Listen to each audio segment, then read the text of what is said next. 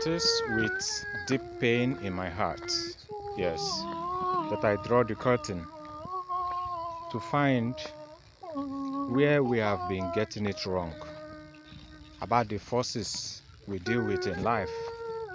Especially, the greatest force is that known as limitation. And the greatest limitation is the force known as level. The greatest level is the level known as base. The greatest base is the base known as home. Since the beginning of time, man has been trapped on earth because man regards earth as home. Home is his base. We also refer to the force that keeps us firm on earth as gravity. For us, this is a natural force that acts against proportion, propelling upward. However, this force is symbolic in all that holds man back on earth in life. So, let's break it down so we can all understand how these limitations hold us back and keep us from realizing our full potentials. So how can we break the circle of limitation while stuck at base? We call it home. It is also a level. So let's address this squarely. Okay. So principally, you want to kick off any venture. You first do an assessment, an honest assessment of yourself, where you're coming from, the resources you have, and the people in your network. All of this put together form what is called your level or circle of influence. Now, you start from that level to plan, to think, and to execute. You gather around people who are within the same level, which means you are dealing with your class. Now you realize this level you have started from is what keeps you from the next level. The longer you stay at that level with the same people you started with, the longer you stay away from the next level. You get comfortable at your starting level, and most often you are tempted to remain at your starting level. Put this in the pragmatic sense. You started a business, and the first thought was you want to open a small business because your capital could only fetch you a small business. You are weighing the opportunity with what you have as resources in your pocket. So you decided to set up a kiosk. Now, unknown to you at that time, you could have leveraged external capital and started something bigger with the business idea you have. But now you are stuck because you want to depend on your own resources and stay at your means. What that fetches you is a base, a level where it's convenient for you, and you remain at that level. If external help does not come, you stay at that level. Business you started a year ago, you are staying in that business, no expansion. You stay in that business 2 years, 5 years, and 10 years. Some other person who had the same business idea and goes out to seek for funding, opens a bigger venture, like a supermarket, but you open a kiosk. That person has set up 3 branches, 4 branches, because the model you started with is a basement model. So you must learn to draw the curtain between your comfortable level and a level that is not so convenient but you can aspire to, and then reach it through the help of people who are at the other level you are aspiring to get to. So we'll come back into making this clearer with another example. If you've said no evil will come near your dwelling, whereas you have lived all your life in the evil forest, what difference will it make if you can't still leave the evil forest? Think about the darkness. Think about the fear. Think about the doubts. Think about the worries. Think about the problems in your life right now. And you say, no evil will come near your dwelling. Whereas you're already living in evil perpetually. You have lived all your life in the evil forest. Faith declarations alone will not change the situation until you leave the evil forest.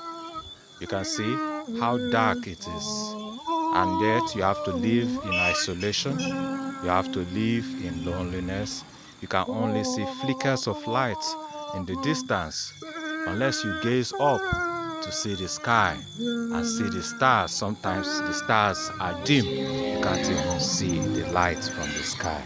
That is the phenomenon of evil.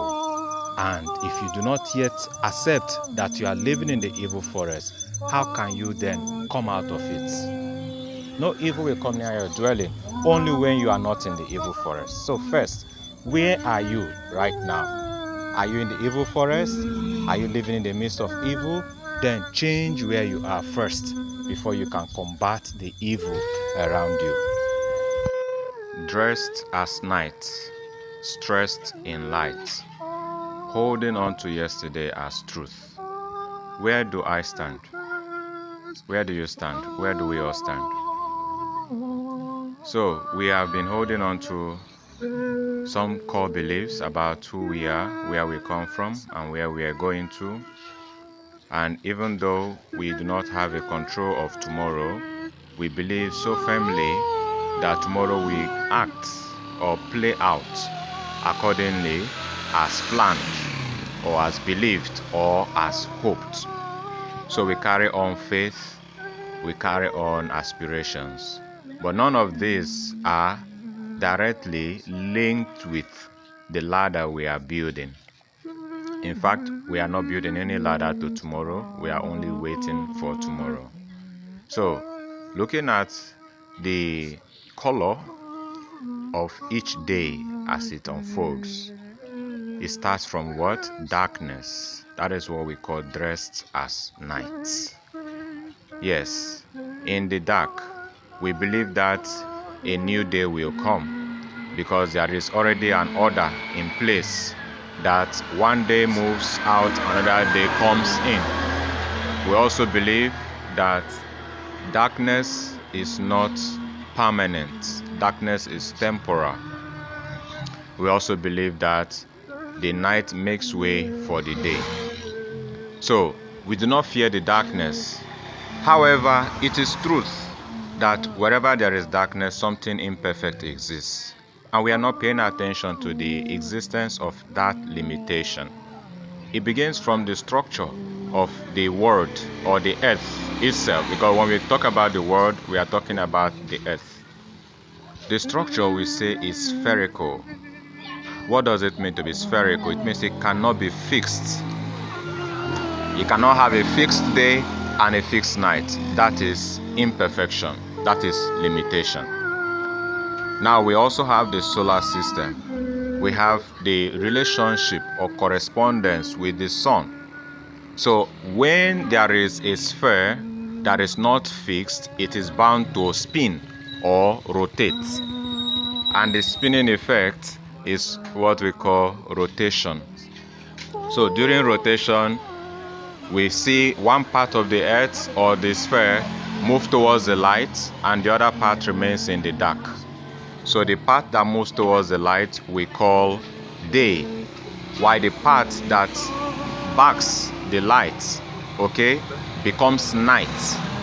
That is the darkness of the night. So dressed as night, stressed at day.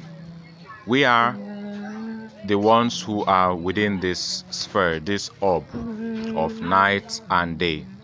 At night, we cover ourselves, that is, we are dressed, and we lay down to rest. At day, we wake up and get stressed. This is our life as every day rolls by. It's a cycle that continues as the earth spins, so we cannot alter this rule. What it ordinarily presents is limitation of living in circle, walking in circle, that we cannot stop and we cannot change or we cannot control.